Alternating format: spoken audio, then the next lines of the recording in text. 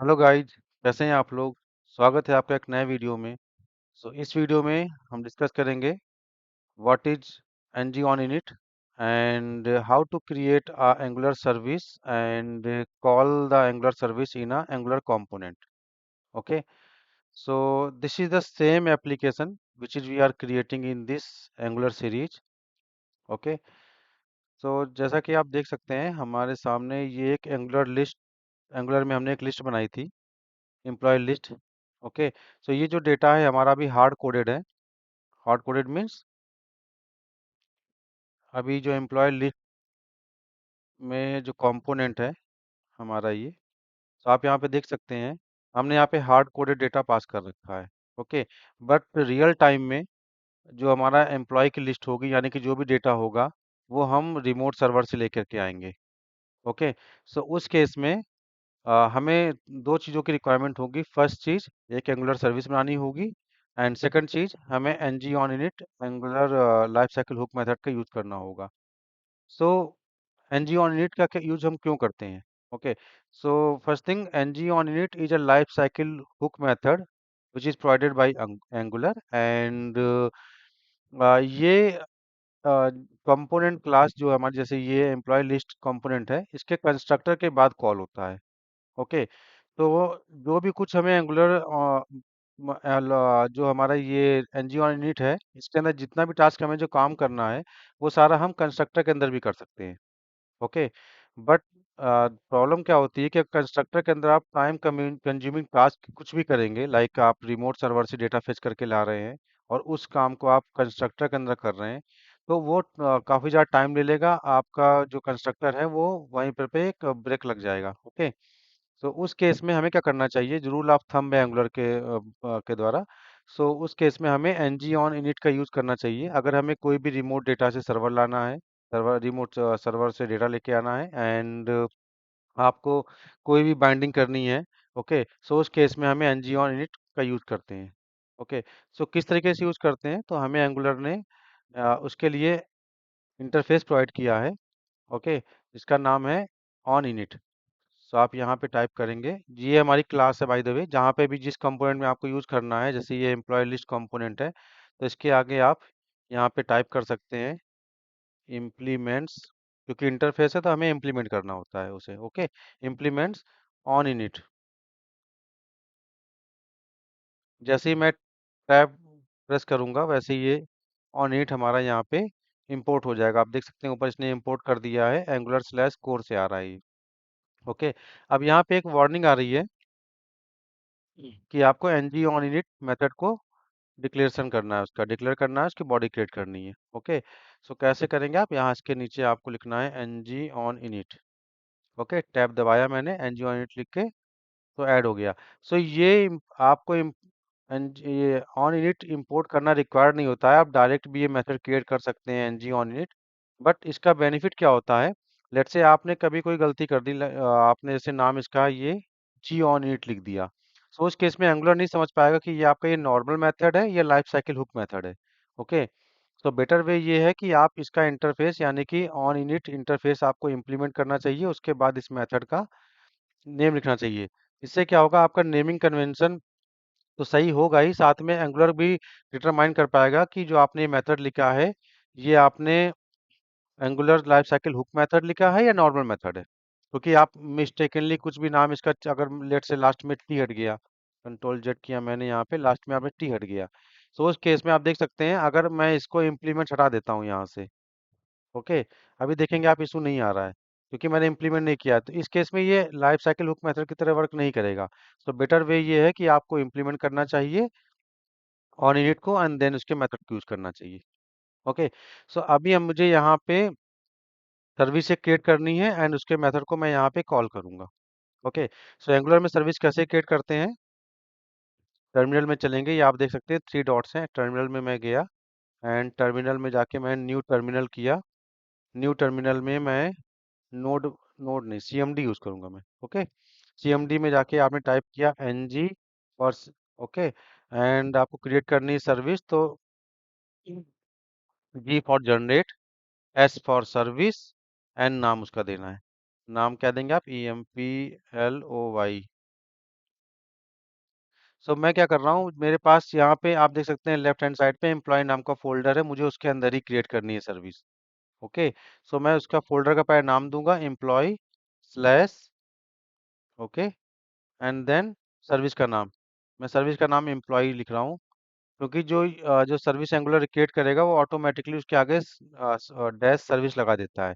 तो यहाँ पे मैंने N G for Angular C L I, N G for generate, S for service, and ये फोल्डर का नाम दे दिया मैंने, जो मुझे क्रिएट करनी है सर्विस का उसका नाम दे दिया एम्प्लॉय।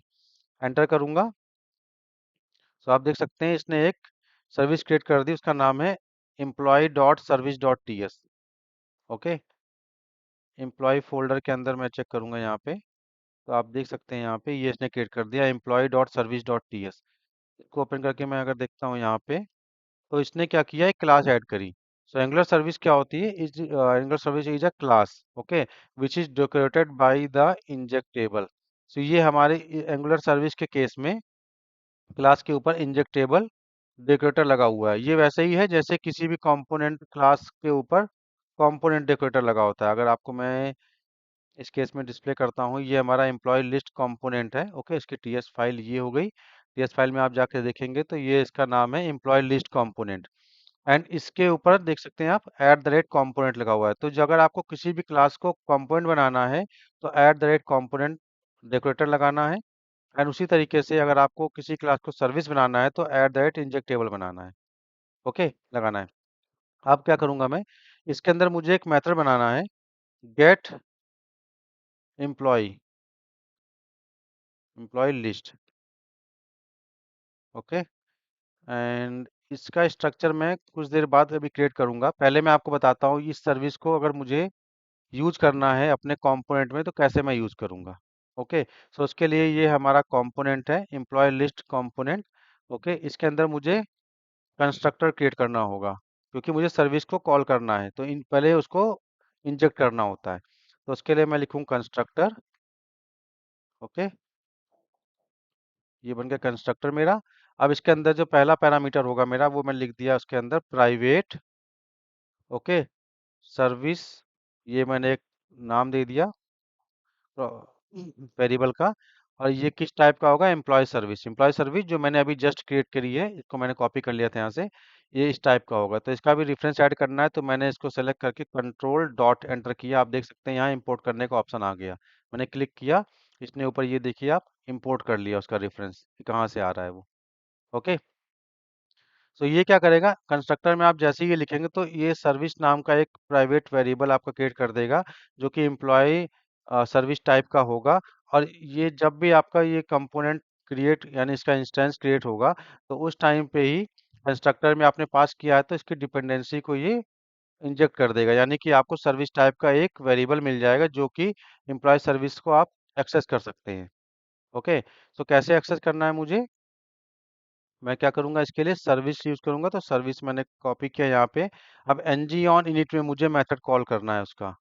कौन सा मेथड है, आप देख सकते हैं यहाँ एम्प्लॉय सर्विस बनाया था, इसके अंदर मैंने एक मेथड बनाया एम्प्लॉय गेट एम्प्लॉय लिस्ट। तो इसको मुझे कॉल करना है तो ng ऑन इनिट में जाऊंगा मैं, और यहाँ पे मैं लिखूंगा दिस डॉट सर्विस, सर्विस ये जो हमारा ये जो अभी बनाया हमने वेरिएबल, ओके, डॉट, आप देख सकते हैं मेथड का नाम यहाँ पे पॉपुलेट कर रहा है गेट एम्प्लॉय लिस्ट। आप इस मेथड को ऐसे लिख करके सेमीकोलन लगा दिया, आप इस तरह से कॉल कर सकते हैं। तो ये मैं अभी ये हमारा ब्लैंक मेथड है, आप देख सकते हैं ये। इसके अंदर मैं क्या करूंगा, जो मैंने अभी नीचे यहाँ पे हार्ड कोडेड डेटा पास कर रखा था ये, तो मैं इसको क्या करूंगा, सर्विस में मूव करूंगा। कैसे मूव करूंगा, मैं यहाँ से पूरा का पूरा डेटा ये कट कर लेता हूँ नीचे यहाँ तक, कंट्रोल एक्स कर लिया मैंने, ओके। आप देख सकते हैं यहाँ से मैंने हटा दिया है। अब मैं जाऊंगा यहाँ पे, जो सर्विस है मैंने मैं अभी बनाई है उसके अंदर मैं रिटर्न करूंगा, रिटर्न, एंड देन जितना भी एरे का डेटा था ये एरे रिटर्न कर रहे हैं, ओके। सो ये इसका रिटर्न टाइप भी मैं चेंज कर देता हूँ यहाँ पे, मतलब कि मेथड में रिटर्न टाइप पास करूंगा। मुझे क्या करना है, एम्प्लॉय एरे चाहिए, ओके। सो मैं ये सेम कॉपी यहाँ से कट कर लूंगा या कॉपी कर लेता हूँ अभी जो करूँ। तो यहाँ पे मैं क्या करूँगा, इस मेथड का return type employ array type का कर दिया। अब ये एम्प्लॉय जो क्लास है उसका रेफरेंस मुझे ऐड करना है, कंट्रोल डॉट करोगे आप देखेंगे यहाँ पे ऑप्शन आ रहा है आपके पास, आपने सिलेक्ट कर लेंगे तो ये एम्प्लॉय क्लास का रेफरेंस ऐड कर दिया इसने। ओके, तो ये मेथड क्या करेगा, ये मेथड हमें एम्प्लॉय का एरे देगा। ओके, एम्प्लॉय का एरे के लिए हमने यहाँ रिटर्न किया है हार्ड कोडेड, आप देख सकते हैं जो हमारा कंपोनेंट में डेटा था, कोड था, वो सारा मैंने यहाँ पे लाके पेस्ट कर दिया। तो इस मेथड को कॉल करने पे मुझे एम्प्लॉय का एरे मिलेगा। ये मेथड मैंने कहाँ पे कॉल किया है, एम्प्लॉय लिस्ट के कंपोनेंट में, आप देख सकते हैं ng on init के अंदर मैंने ऐसे कॉल किया, this dot service dot get employ list. तो ये मुझे आप देख सकते हैं इसमें एम्प्लॉय का एरे प्रोवाइड करेगा। तो ये मुझे किस में असाइन करना है, ये मैंने कॉल तो कर लिया, बट मुझे इसको किसी में असाइन भी करना है। तो मैं इसको इसमें असाइन करूंगा, जो मैंने नीचे से यहाँ पे हटाया था, कंट्रोल एक्स कर लिया मैंने। ओके, तो पहले मैं इसी नाम का एक वेरिएबल क्रिएट करूंगा। ओके, जो कि ब्लैंक एरे होगा स्टार्टिंग में, एंड बाद में मैंने इसे कॉपी करके ng ऑन इनिट के अंदर इक्वल टू ये कर दिया मैंने। तो ये इसको रेफरेंस मिलने के लिए दिस लिखना पड़ेगा आपको, दिस डॉट। ओके, सो आप देख सकते हैं ये मैंने एक वेरिएबल बना दिया, list employ, employ array type का है, एंड उसको ng ऑन इनिट में मैं उसमें वैल्यू असाइन कर रहा हूँ। तो ये वैल्यू अभी तक हमारा इसी कंपोनेंट में ही था, अभी क्या है वो सर्विस से आ रही है। Okay, so this dot service dot get employ list, इसमें मैं आफ्टर करता हूँ, तो इसके अंदर आप देख सकते हैं चले गए। तो हम एम्प्लॉय लिस्ट, सॉरी, ये एम्प्लॉय जो सर्विस मैंने बनाई है, तो सर्विस हम क्यों क्रिएट करते हैं, बेसिकली हम इसको रीफैक्टरिंग के लिए यूज करते हैं। तो आपको अगर एप्लीकेशन में कहीं भी कोई डुप्लीकेट कोड दिखाई पड़ता है, कि अगर ऐसा कोड जो आपको रीयूज करने के लिए बना हुआ है, मींस मल्टीपल कंपोनेंट्स में अगर आपको कोई कोड रीयूज करना है सेम टाइप, जैसे कि आपको एम्प्लॉय लिस्ट जो मैंने बनाई है, ये क्या होगा, अभी तो यहाँ पे मैंने हार्ड कोड डाल रखा है, बट फ्यूचर में इसे हम जो रिमोट सर्वर है वहां से फेच करके लाएंगे।